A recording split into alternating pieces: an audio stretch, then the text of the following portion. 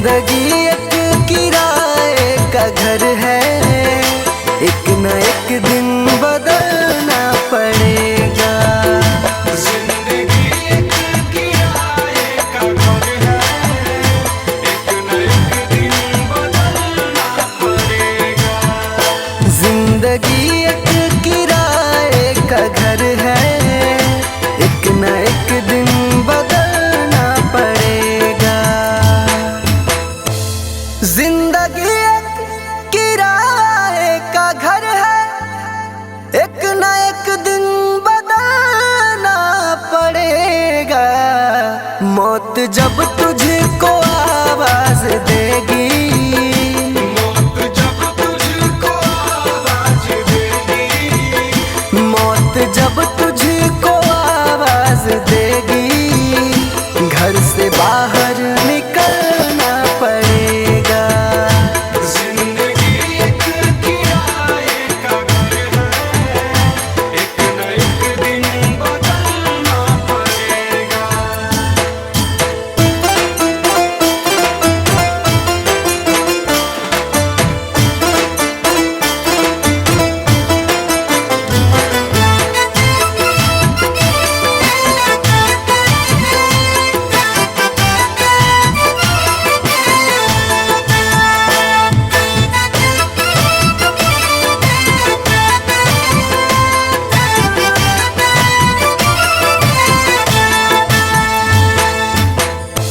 ढेर मिट्टी का हर आदमी है, बाद मरने के होना यही है।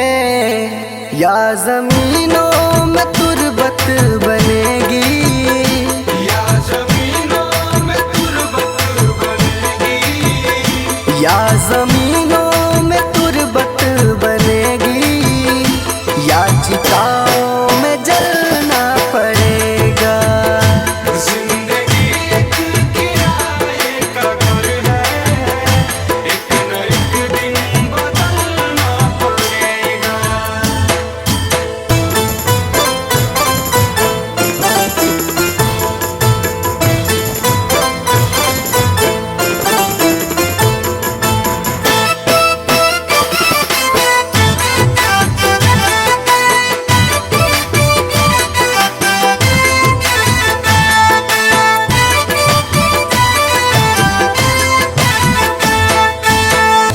रात के बाद होगा सवेरा, देखना है अगर दिल सुनहरा। पाँव फूलों पे रखने से पहले, पाँव फूलों पे रखने से पहले, पाँव फूलों पे रखने से पहले, तुमको कांटों पे चलना पड़ेगा। जिंदगी एक किराए का घर है, एक न एक दिन बदलना पड़ेगा।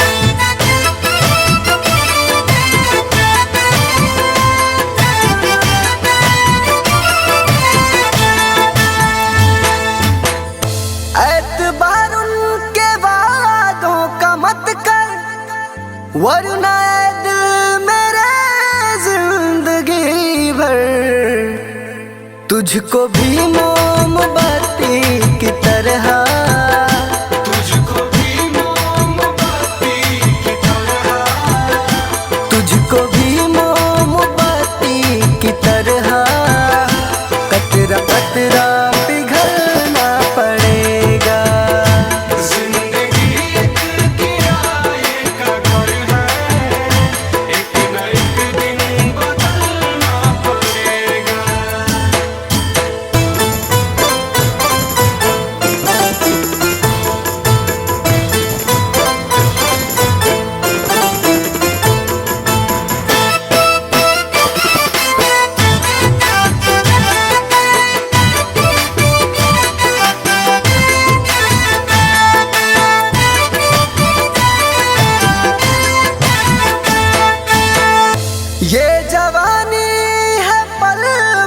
का सपना ढूंढ ले कोई महबूब अपना। ये जवानी अगर ढल गई तो, ये जवानी अगर ढल गई तो, ये जवानी अगर ढल गई तो उम्र भर हाथ मलना पड़ेगा। जिंदगी एक किराए का घर है, एक न एक दिन बदलना पड़ेगा।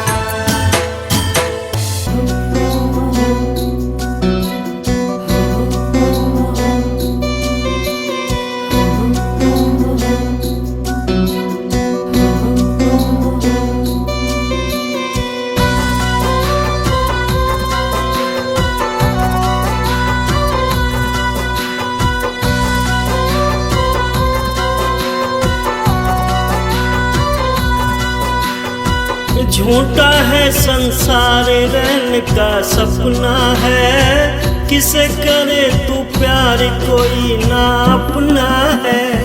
झूठा है संसार रहने का सपना है, किसे करे तो प्यार कोई ना अपना है।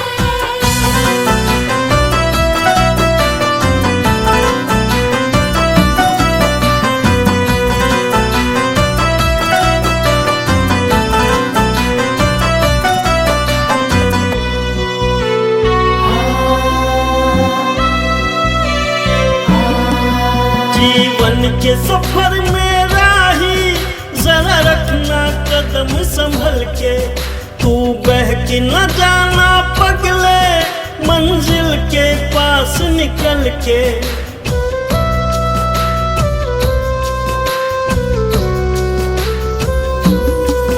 जीवन के सफर में राही जरा रखना कदम संभल के, तू बहक न जाना पगले मंजिल के पास निकल के। पार तुझे टपना है, किसे करे तू प्यार कोई ना अपना है। झूठा है संसार रहने का सपना है, किसे करे तो प्यार कोई ना अपना है।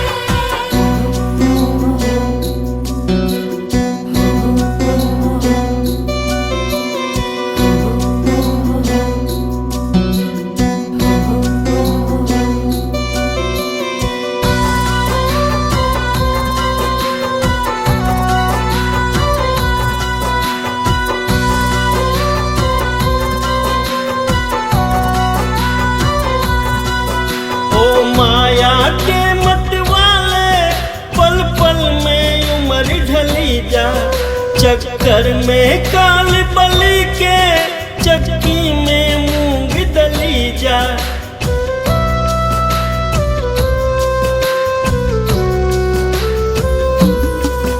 ओ माया के मत वाले पल पल में उम्र ढली जा, चक्कर में काल बलि के चक्की में मूंग दली जा। खाक में सपना है, किसे करे तू प्यार कोई ना अपना है। झूठा है संसार रहने का सपना है, किसे करे तो प्यार कोई ना अपना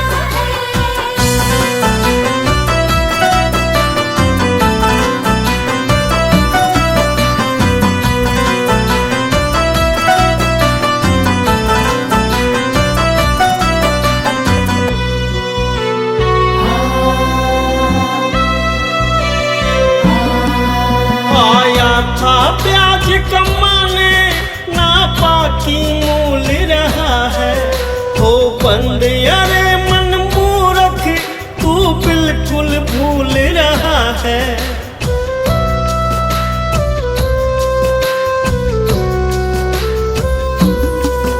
आया था प्याज कमाने ना बाकी मूल रहा है, हो बंद अरे मन मूर्ख तू बिल्कुल भूल रहा है। हरि को रटना है, किसे करे तू प्यार कोई ना अपना है। झूठा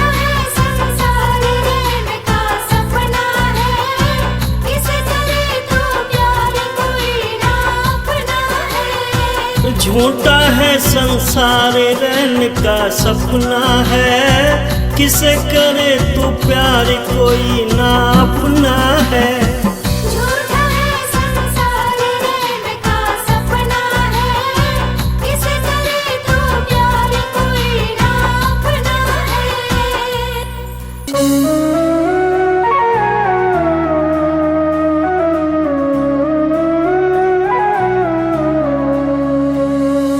डगर है मुश्किल कठिन सफर है, मगर मुसाफिर जगह नहीं है।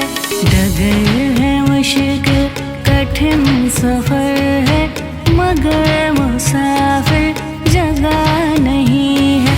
जो सोएगा बस वही खोएगा, जो सोएगा बस वही खोएगा, ये बात उसको पता नहीं है। डगर है मुश्किल कठिन सफर है, मगर मुसाफिर जगह नहीं है। डगर है मुश्किल कठिन सफर है, मगर मुसाफिर जगह नहीं है।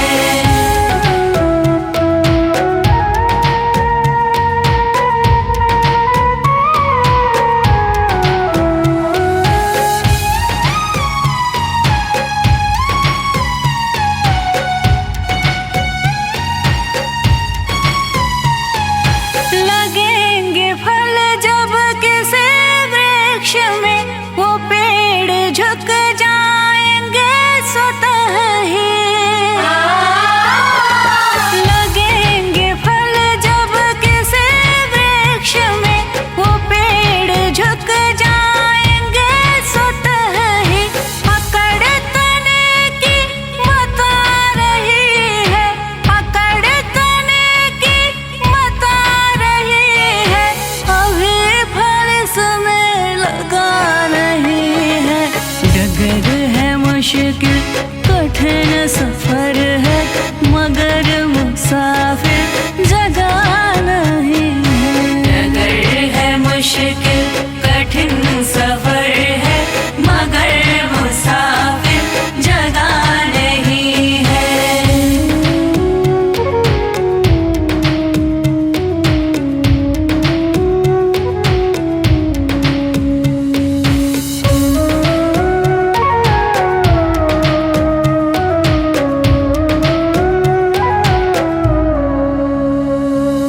जो खानदानी रईस होते, मिजाज रखते हैं नरम अपना। जो खानदानी रईस होते, मिजाज रखते हैं नरम अपना।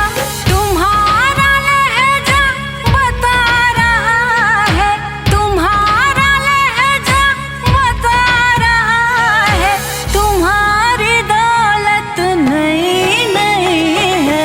डगर है मुश्किल कठिन सफर है, मगर मुसाफिर जगह नहीं है। डगर है मुश्किल कठिन सफर है, मगर मुसाफिर जगह नहीं है।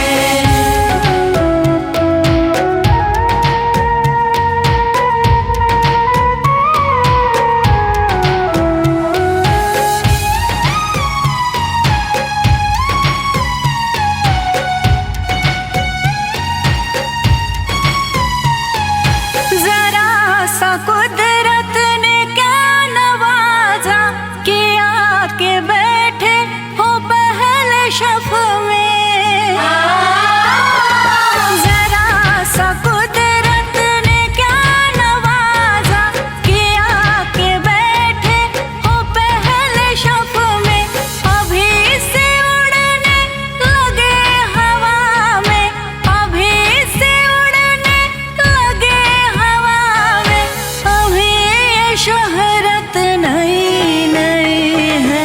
डगर है मुश्किल कठिन सफर है, मगर मुसाफिर जगह नहीं है। डगर है मुश्किल कठिन सफर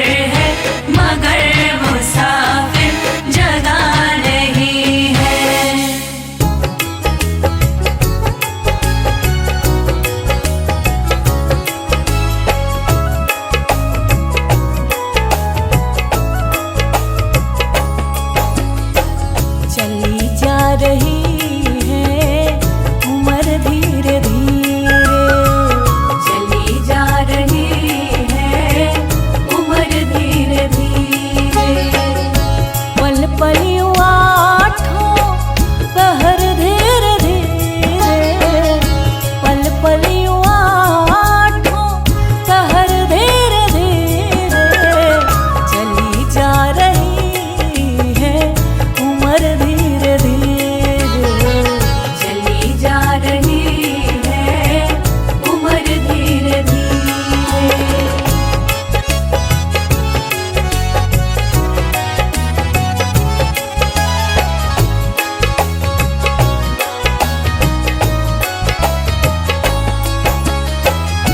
बचपन भी जाए जवानी भी जाए, बचपन भी जाए जवानी भी जाए, बचपन भी जाए जवानी भी जाए। बुढ़ापे का होगा असर धीरे धीरे, बुढ़ापे का होगा असर धीरे धीरे।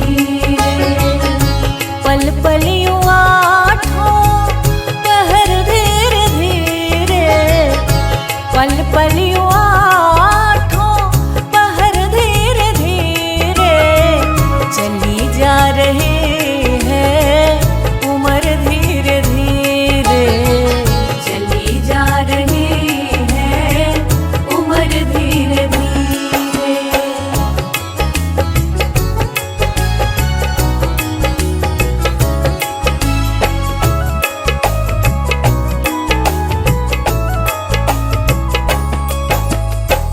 तेरे हाथ पाँव में बल ना रहेगा, तेरे हाथ पाँव में बल ना रहेगा, तेरे हाथ पाँव में बल ना रहेगा।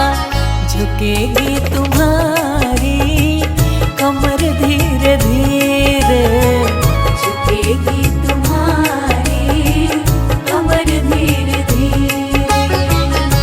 पल पल आठों पहर धीरे धीरे, पल पल आठों पहर धीरे धीरे, चली जा रही है उम्र धीरे धीरे, चली जा रही है उम्र धीरे धीरे।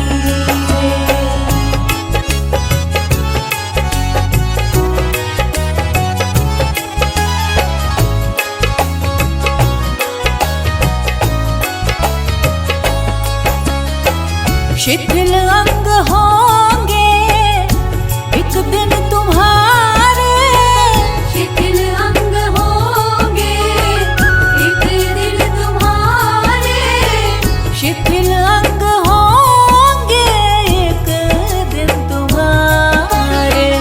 फिर मंद होगी नजर धीरे धीरे, फिर मंद होगी नजर धीरे धीरे।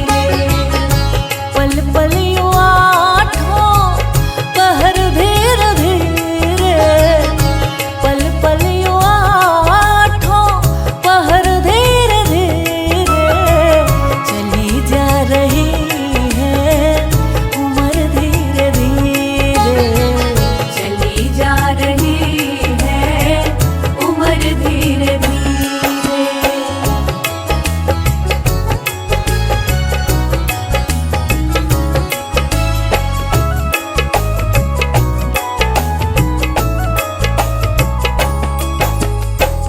बुराई से मन को अपने हटा ले, बुराई से मन को अपने हटा ले, बुराई से मन को अपने हटा ले। सुधर जाए तेरा जीवन धीरे धीरे, सुधर जाए तेरा जीवन धीरे धीरे। पल पल आठों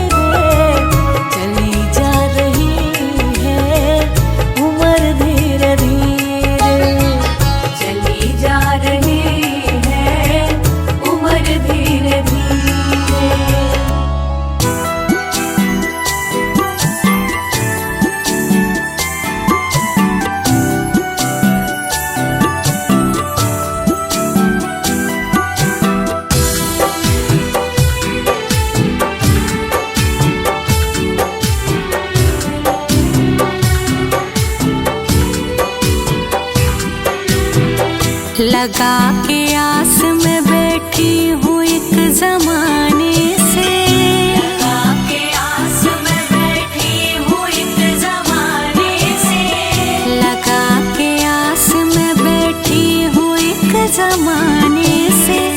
मिलोगे कब मेरे भगवान किस बहाने से, मिलोगे कब मेरे भगवान किस बहाने से, मिलोगे कब मेरे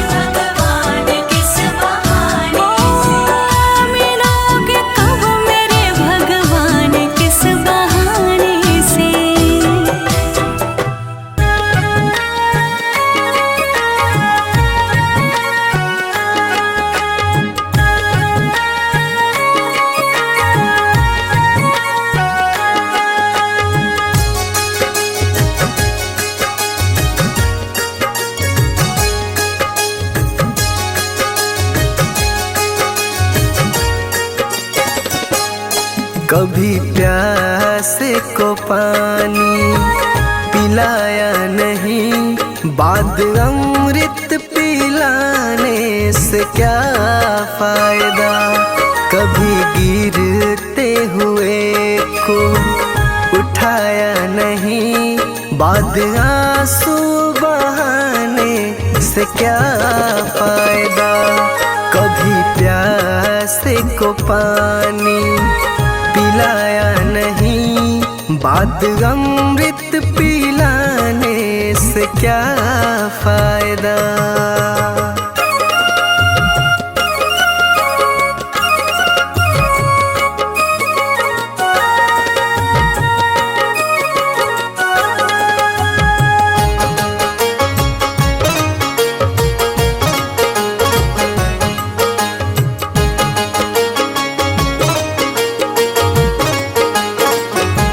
मैं तो मंदिर गया पूजा आरती की, पूजा करते हुए ये ख्याल आ गया।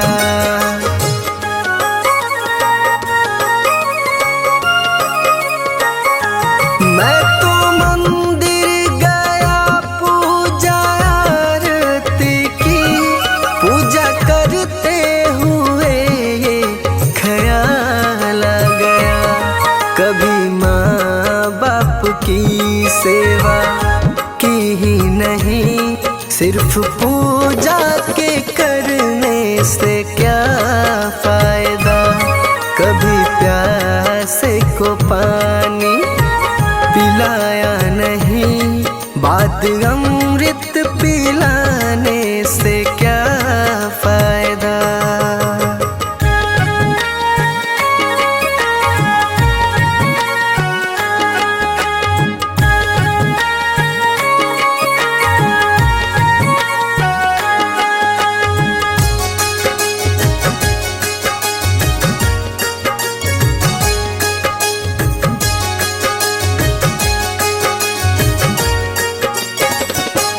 मैं तो सत्संग गया, गुरुवाणी सुनी, गुरुवाणी को सुनकर ख्याल आ गया।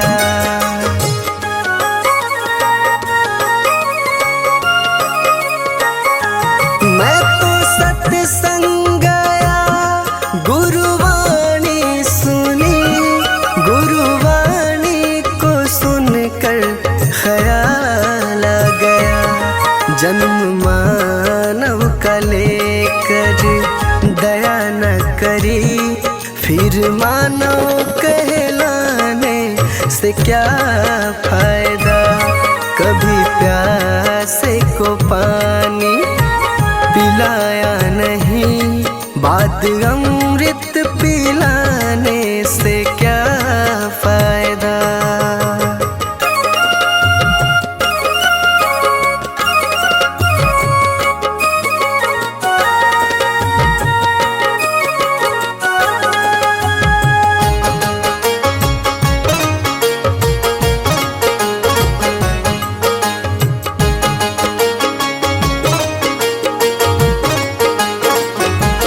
मैंने दान किया, मैंने जप तप किया, दान करते हुए ये ख्याल आ गया।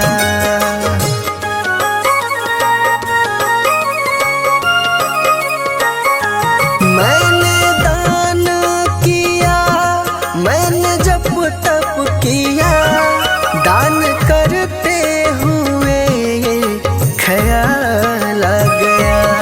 कभी भूखे को भोजन खिलाया नहीं, दान लाखों का करने से क्या फायदा। कभी प्यासे को पानी पिलाया नहीं, बाद अमृत पिलाने से क्या फायदा।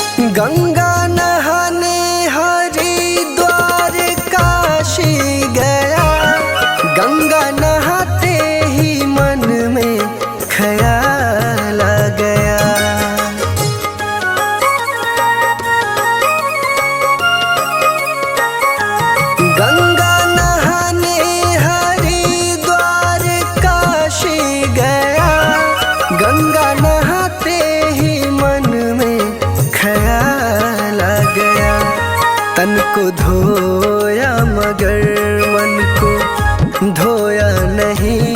फिर गंगा नहाने से क्या फायदा, कभी प्यास को पानी पिलाया नहीं। बात अमृत पिलाने से क्या फायदा।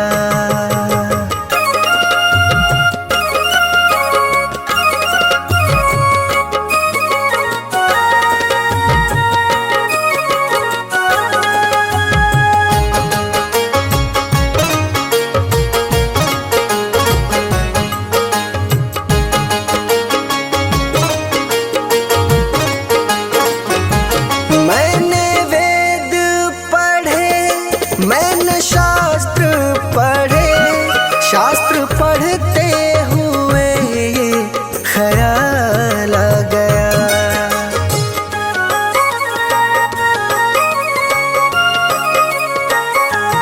मैंने वेद पढ़े, मैंने शास्त्र पढ़े, शास्त्र पढ़ते हुए ये ख्याल आ गया। मैंने ज्ञान किसी को बांटा नहीं, फिर ज्ञानी कहलाने से क्या फायदा। कभी प्यास को पानी पिलाया नहीं, बात अमृत पिलाने से क्या फायदा।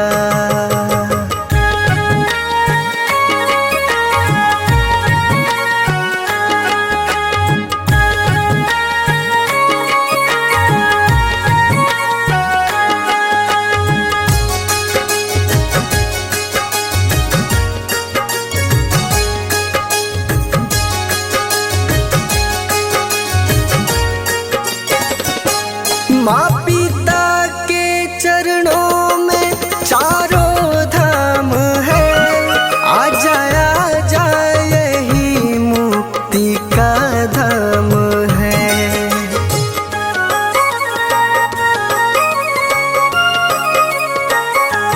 माँ पिता के चरणों में चारों धाम है। आजा आजा यही मुक्ति का धाम है। माँ पिता की सेवा तुमने की ही नहीं, फिर तीर्थों में जाने से क्या फायदा। कभी प्यास को पानी पिलाया नहीं, बात अमृत पिलाने से क्या